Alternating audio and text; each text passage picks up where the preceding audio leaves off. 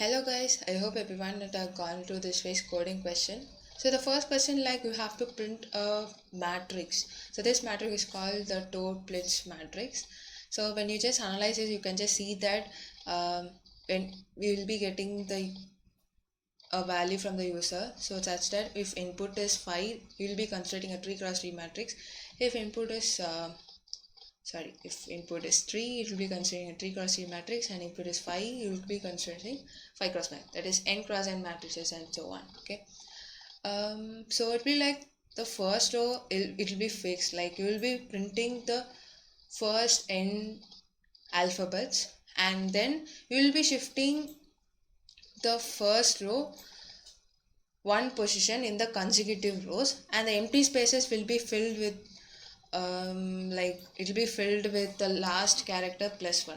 For example, when you take the first case, the first row will be ABC, and when you shift one position, the C will be gone. So the first position will be filled with that is whatever the characters you are eliminating, it will be like C plus 1. So here you'll be getting A over here, D over here, and the leftover space will be filled with D plus 1. That is, next character E will be filled. When you look onto the second test case, the first row will be like A, B, C, D, E, and when you shift one position, A will be here, B will be here, and so on, and the leftover character will be like the last digit, last character plus 1. So you can just analyze it when you just look onto the matrix. So let us now get into the solution using Python. So now first we are gonna get the n from the user. So n is equal to end input, and we are gonna construct a 0 n cross n matrix now, since we can't assign values to an empty list in Python. Okay, you will be assigning values, like the values are dynamic. So first I'm gonna construct a the n cross n 0 matrix, or whatever character it can be, a fixed one. Okay, now here I'm gonna give 0. So delete 0 for for j in range of n, and the row will be like for I in range of n. Okay, so then I'm gonna construct the matrix first. Like first let me just construct the whole matrix as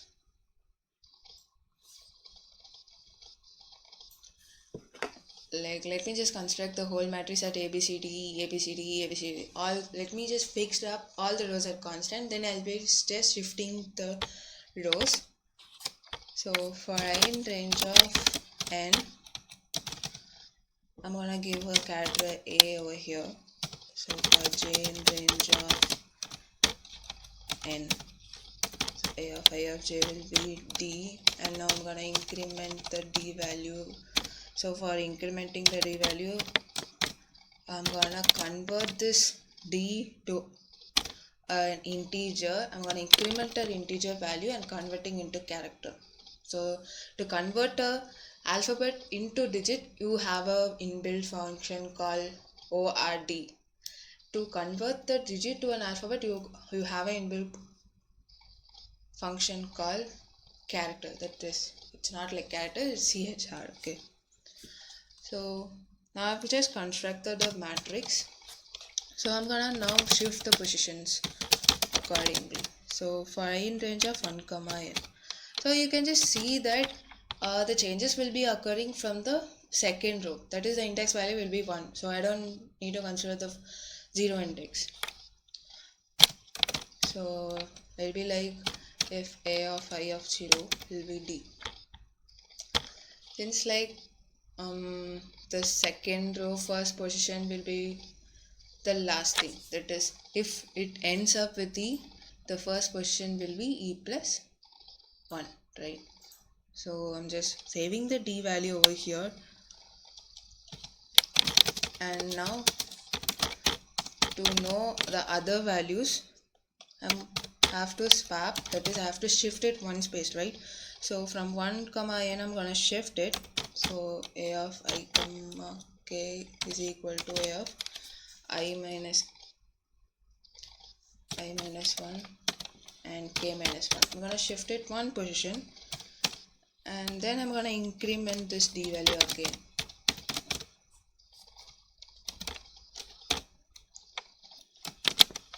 Okay, yeah. So finally I'm gonna print this matrix for I in A. So I'm gonna this will be having, since you can see this is a two-dimensional list, so I'm gonna pass the two-dimensional list. So single row will be printed, so I'm giving asterisk I. Okay, you can just see the output. I can just give 5. Okay, this index out of 1. So let me just check where it's gone. Oops, I just forgot this A over here.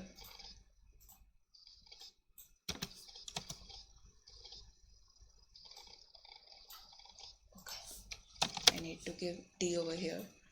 Yeah, perfect.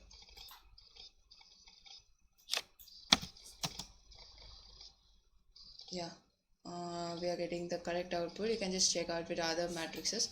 So now let me just convert this particular logic in C language. So I'm just changing the compiler. Just change the comment.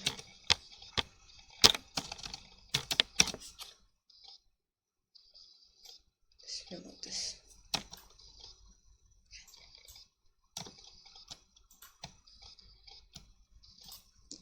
So we had web files like stdio.h,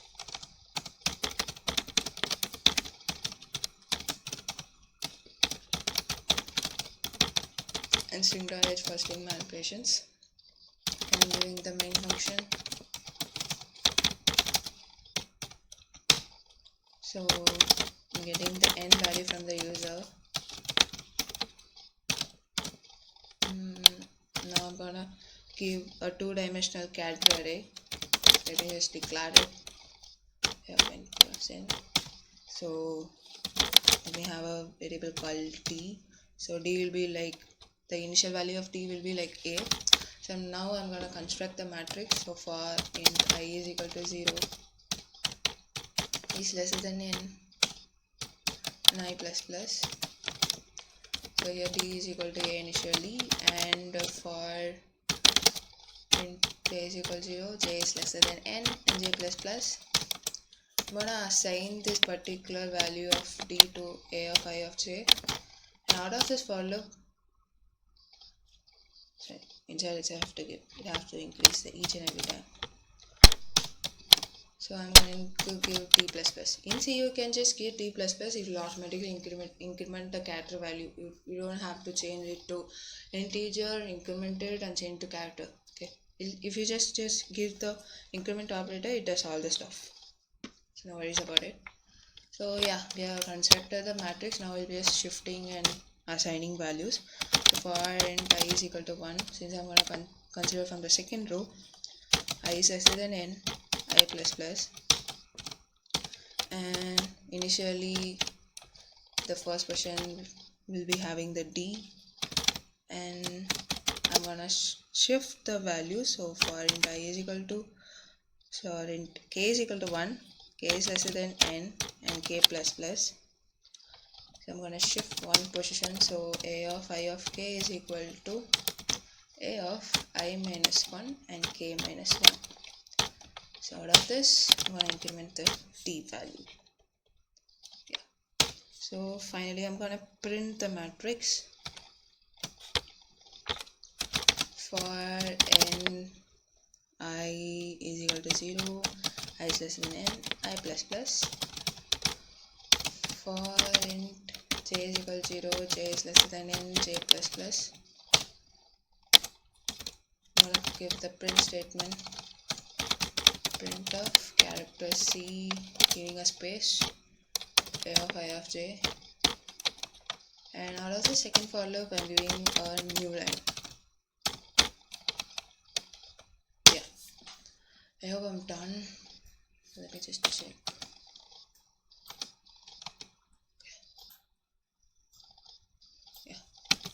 let's give 5. Yeah, pretty much work fine.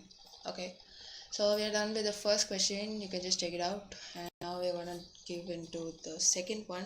So the second one is like you'll be accepting an array of size n, and you have to print the minimum absolute difference. That is, you'll be calculating the absolute difference between each and every combination of that particular array.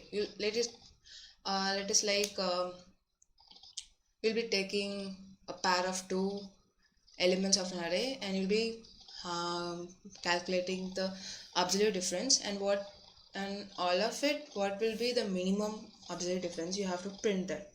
Okay, so for that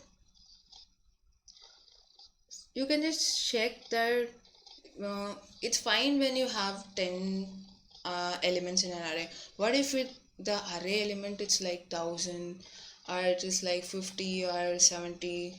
When your array size is more, so your test case won't satisfy, right? It will be like timeout. So we'll now look in that particular case. So let me just solve that particular thing in Python first. So for that we have a small minute change in our code to make it time efficient.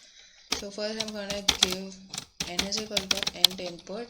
I'm gonna get the array, like list the map of n comma input dot split.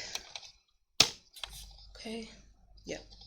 So now I'm gonna have a next array, so that I'm gonna sort it out. I'm gonna consider only the distinct elements, so that I don't mix up with the same elements. I'm gonna only consider the distinct elements. I'm gonna sort it out so that I can find the minimum absolute difference easily. I don't have to go through the whole list. Okay,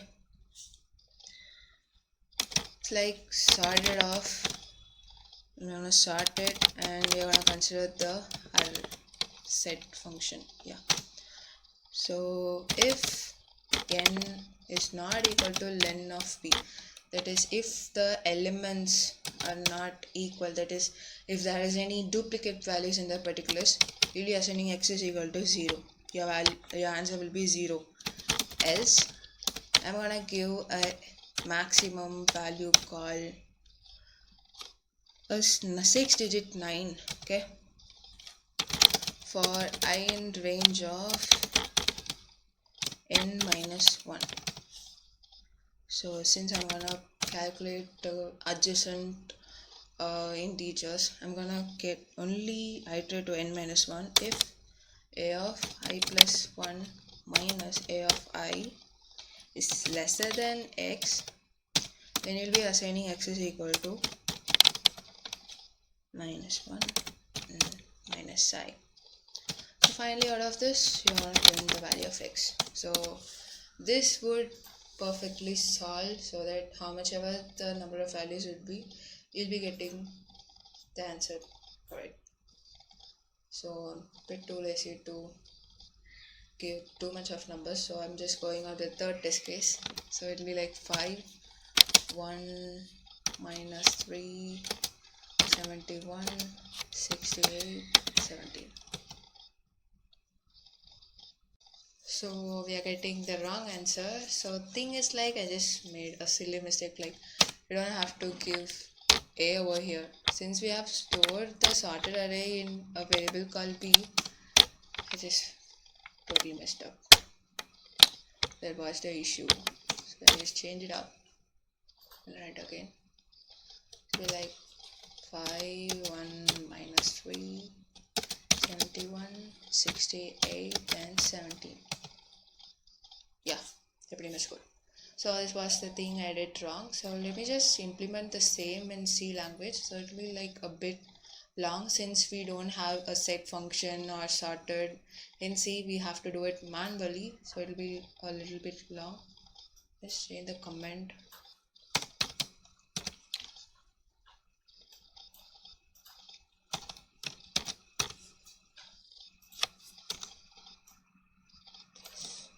Yeah. So when your header file is like only history docs, we need it. So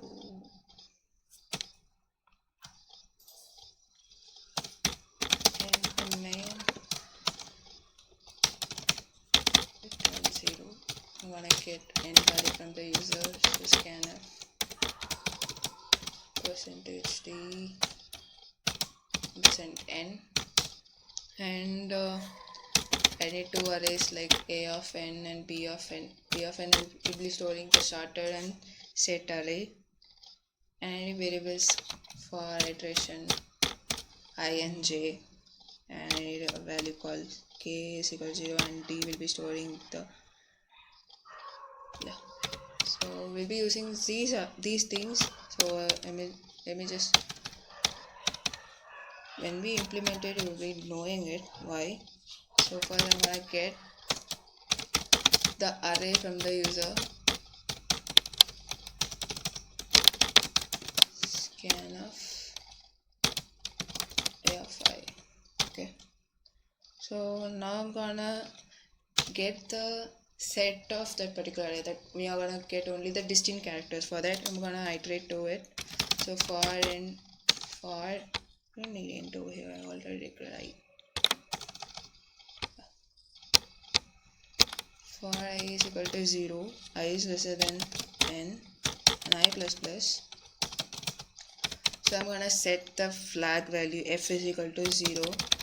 So for j is equal to I plus 1, j is lesser than n, j plus plus.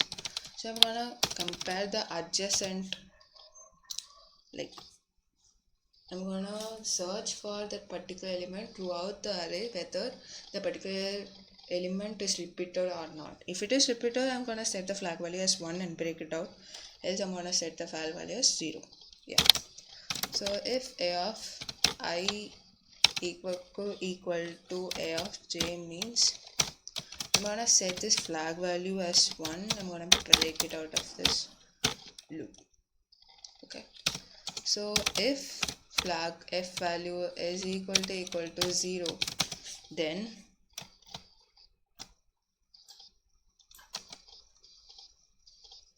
equal to 0, then d of k, that is I'm gonna assign this particular value to another array called b. If it be assigned to the k value initially will be 0, and I'm gonna increment this k value so that the position gets incremented. And out of this for loop, next I'm gonna sort this particular array b. Okay, yeah. So before sorting, I'm gonna check whether the particular length of a and b is equal, so that I don't need to sort it out. Like I can just set up the x value is 0 directly, right? So if k is not equal to n, I'm gonna set this x value as 0. Else I have to sort it out and just go on with the logic, right?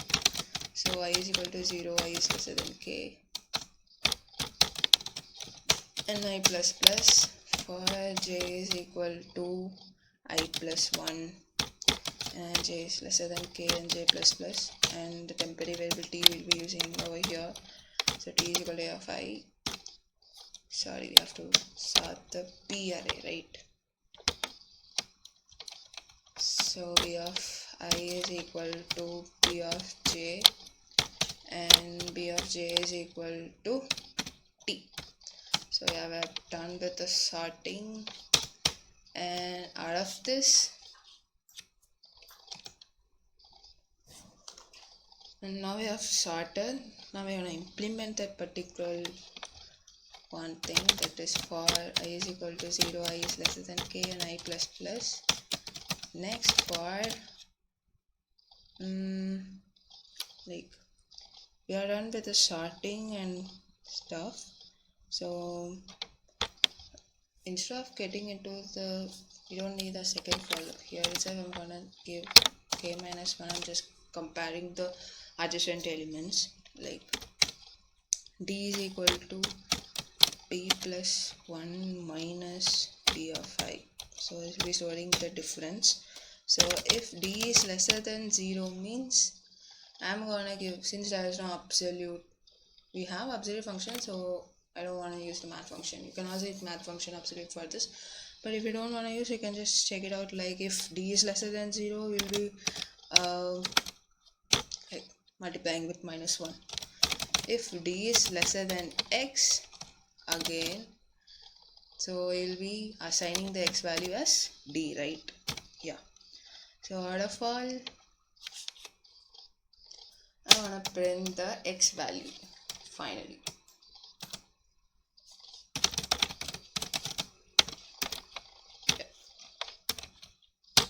Yeah, we're pretty much done. So for this, we have to get an array and you have to find the distinct elements of it, and then you have to check whether the length of the distinct array and the original array is equal. If it is not equal, assign x is equal to 0, else you have to sort it out and you have to find the absolute difference of each adjacent thing, right? So it's about the logic. So let me just now give the first test case. 3 minus 7 and 0.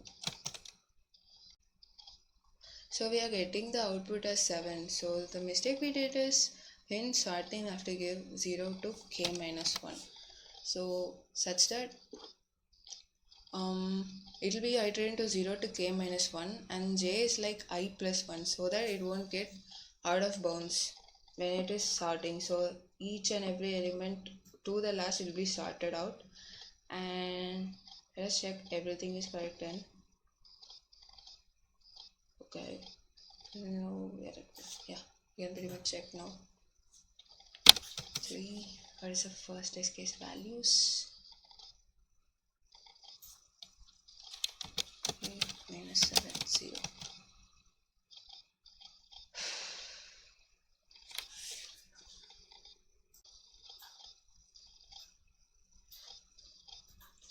Yeah, I almost forgot the condition for sorting over here. Like, we need to give a of I, that is b of I is greater than b of j.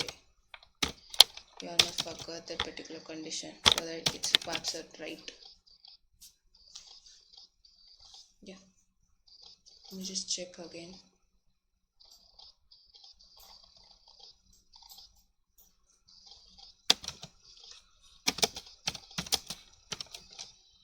Yeah, we are pretty much done. So when you just get errors, don't just panic out. Check in your code where you are stuck and try to debug it, try to troubleshoot it, but don't get panicked that okay, this is such a big code, how am I gonna find the particular? So just code it down. It'll be like silly mistake, or you have missed out a point, you have missed out a silly logic. So just check it out and troubleshoot it. So if you have any doubts, you can reach out to our discussion forum. Thank you.